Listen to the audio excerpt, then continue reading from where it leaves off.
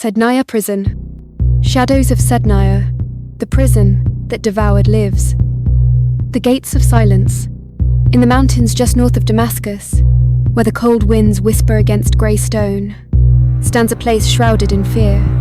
Sednaya Military Prison.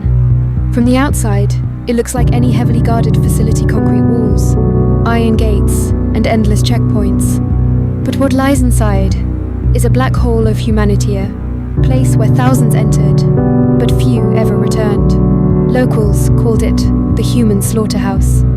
It was here, under Bashar al-Assad's regime, that political dissidents, activists, students, journalists, and even children were taken accused of the smallest acts of resistance, such as speaking against the government, attending a protest, or sharing an opinion online. The moment someone was arrested and their name entered the books at Sednaya, their fate was sealed. Families waited for years, begging for answers. Most never heard another word. The real story begins after the cell doors close. Victims were blindfolded, stripped naked, and led into underground corridors, stained by blood and soaked in screams.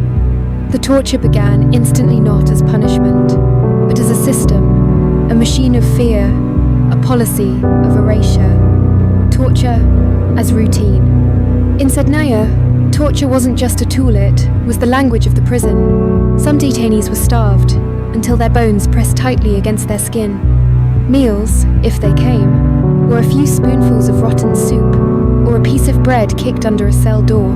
Water was tainted and often denied for days. Many prisoners drank from toilet buckets just to stay alive. Torture sessions happened daily. Prisoners were hung by their wrists for hours, beaten with cables, electrocuted, and raped. One former detainee recalled how the guards laughed while smashing a man's teeth with metal rods. Others described being packed into pitch-dark cells so tightly that no one could lie down standing for days in their own filth, crushed between the dying and the dead. Executions were methodical. Every week, groups of prisoners, sometimes dozens at a time, were called out under the cover of night, told they were being moved or released. Instead, they were led to a hanging room in the basement, hooded, hands tied, and kicked off makeshift platforms. Their last sounds were choked gasps echoing in silence.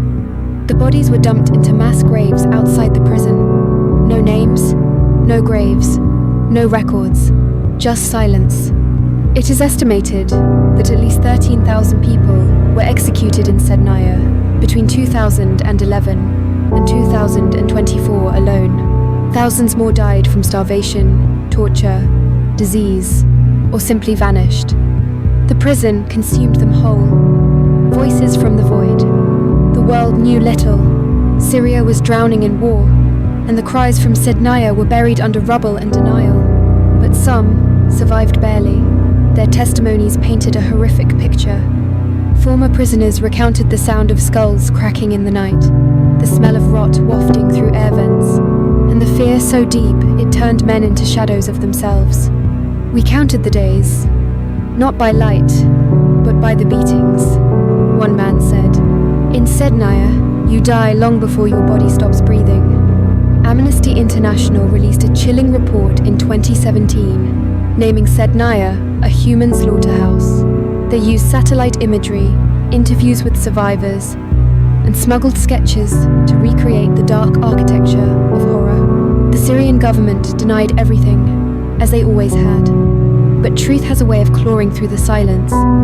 Sednaya remains a scar on the conscience of humanity, a reminder of how a regime can turn a prison into a death factory. As of today, thousands are still unaccounted for. Families continue to wait for any word, any sign. Mothers sleep with their sons' pictures under their pillows, praying they are still alive. Most know, deep down, they are not.